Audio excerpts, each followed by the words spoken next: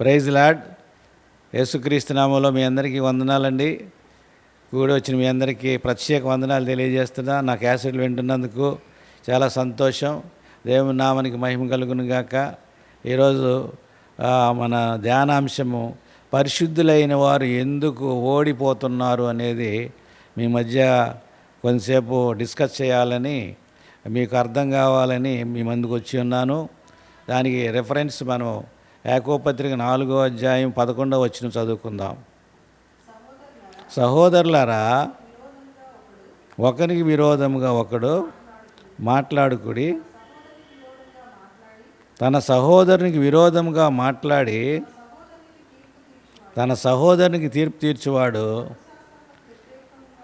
ధర్మశాస్త్రమునకు వ్యతిరేకంగా మాట్లాడి ధర్మశాస్త్రమునకు తీర్పు తీర్చున్నాడు. మీరు ధర్మశాస్త్రమునకు తీర్పు తీర్చిన యెడల ధర్మశాస్త్రము నెరవేర్చువాడు కాక న్యాయం విధించువాడు అయితివి. ఒక్కడే ధర్మశాస్త్రము నియమించి న్యాయం విధించువాడు, ఆయనే రక్షించుటకును నశింపజేయుటకును శక్తిమంతుడై చాలు ఆమేన్ శక్తిమంతుడై ఉన్నాడు. ఈ వాక్యాలను బట్టి మనం చూసినట్టయితే పరిశుద్ధులైన వారిని, విశ్వాసులైన వారిని, రక్షణ పొందిన వారిని, క్రైస్తవులనే వారిని, దైవజనులు కానీ నోరెత్తి ఒక్క మాట అనడానికి వీల్లేదు. వాళ్ళ గురించి మనం చెడుగా భావించడానికి వీల్లేదు. కానీ మనము న్యాయం పక్షాన దేవుడు ఉంటాడని అన్యాయంగా ప్రవర్తిస్తున్న పరిశుద్ధులను చూసి కానీ, మరి క్రైస్తవులు చూసి కానీ మనము న్యాయం పక్కన మాట్లాడినట్టుగా చాలా వాదిస్తాం. అది మనకు అనవసరం అని చెప్తున్నాడు. దైవజనుల గురించి కానీ, క్రైస్తవుల గురించి కానీ, పరిశుద్ధుల గురించి కానీ మాట్లాడటమే ఓటమి. మళ్ళా చెప్తున్నాను, ఎవరైనా సరే క్రైస్తవుల గురించి, విశ్వాసుల గురించి చెడ్డగా మాట్లాడటమే కాదు, అసలు వాళ్ళ గురించి కామెంట్ చేయటమే అది భయంకరము, ఓటమి కిందకు వస్తుంది. దానికి ఆయన న్యాయాధిపతి, ఆయన చూసుకుంటాడు. కానీ మనం ఏమీ చేయలేము. చెప్పండి, మనం ఎవరికి తీర్పు తీర్చకూడదు, ఎవరిని కూడా మాట్లాడడానికి వీల్లేదు. సంఖ్యాకాండము 12వ అధ్యాయంలో మరి మిరియాము గురించి మనందరికీ తెలుసు. మిరియాము మోషేని పెద్దవాడు అవ్వడానికి, మోషే ఇంతవాడు అవ్వడానికి కారణమైంది మిరియాము. ఆ రోజుల్లో బిడ్డల్ని చంపేస్తూ ఉన్నారు. అయితే వాళ్ళ తల్లిదండ్రులు తెలివిగా ఒక పడవ తయారు చేసి నదిలో వదిలేస్తే మిరియాము ఫాలో అయ్యి మరి ఫరో కుమార్తె తీసుకోవడానికి దయగలిగి తీసుకుంటున్నప్పుడు మిరియాము దగ్గరుండి, అమ్మగారు మరి ఈయన్ని పెంచడానికి ఎవరైనా తీసుకురమ్మంటారా అని అడిగి వాళ్ళ తల్లిని తీసుకెళ్ళింది. వాళ్ళ తల్లిని తీసుకెళ్ళి మరి డబ్బులు కూడా ఇచ్చారు. వాళ్ళ తల్లికి డబ్బులు ఇచ్చి మరి మోషేని పెంచడానికి వాళ్ళు కృప చూపించారు, దయ చూపించారు.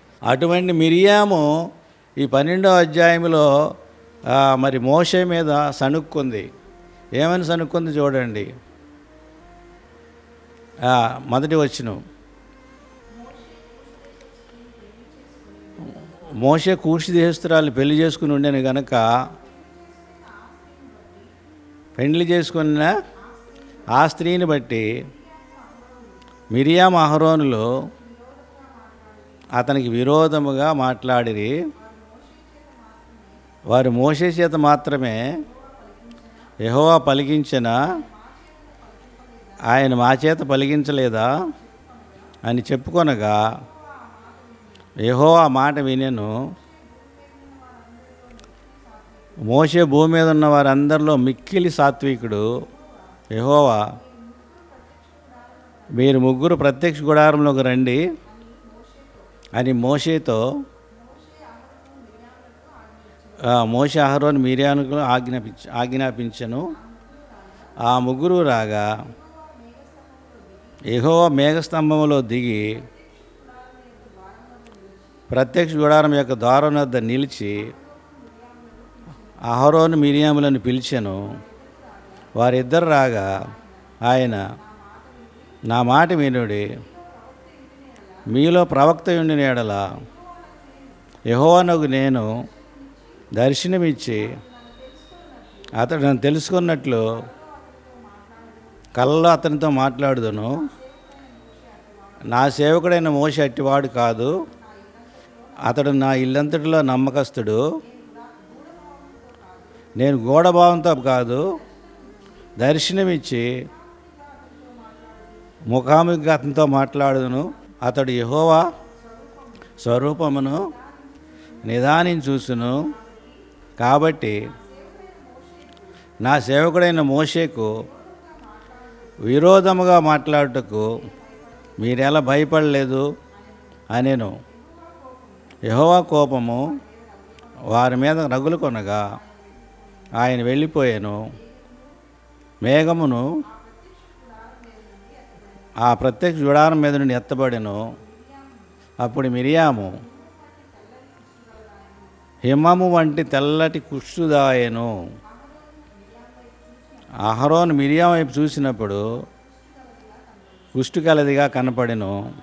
అహరోను, అయ్యో నా ప్రభువా, మేము అవివేకులము, పాపులమైన మేము చేసిన ఈ పాపమును మా మీద మోపవద్దు. తన తల్లి గర్భంలోని పుట్టినప్పటి నుండి సగమాంసం క్షీణించిన శిశువు శవమలే ఆమెను ఉండనీయమని ఆమె మోషేతో చెప్పగా, మోషే ఎలుగెత్తి, దేవా దయచేసి ఈమెను బాగు చేయమని యెహోవాకు మొరపెట్టెను. అప్పుడు యెహోవా మోషేతో, ఆమె తండ్రి ఆమె ముఖం మీద ఉమ్మి వేసిన ఎడల ఆమె 7 దినములు సిగ్గుపడును కదా.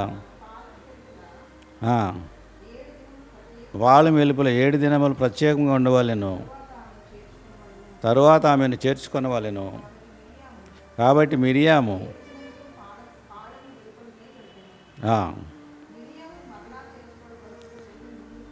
ఆమేన్.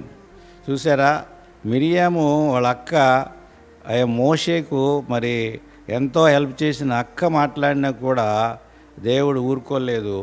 అదేవిధంగా మన ఎవరినన్నా కూడా దేవుడు ఊరుకోడు. ఎందుకంటే మనందరం కూడా క్రీస్తు స్వరూపము, క్రీస్తు పోలికలకు వస్తున్నాం. కాబట్టి దయచేసి మీరెవ్వరూ కూడా ఎవరిని పరిశుద్ధుల్ని కానీ ఎవరిని కూడా మాట అనకుండా ఉంటే మీరు విజయం మందే. మీ అందరికీ కూడా ప్రత్యేక వందనాలు తెలియజేస్తున్నా. పరిశుద్ధుడు అయిన తండ్రి, ప్రేమగల మా దేవ, ఈ మాటలు విన్న వాళ్ళందరినీ కూడా ఆశీర్వదించు, వాళ్ళందరినీ కూడా గెలిపించు, సహాయపడు.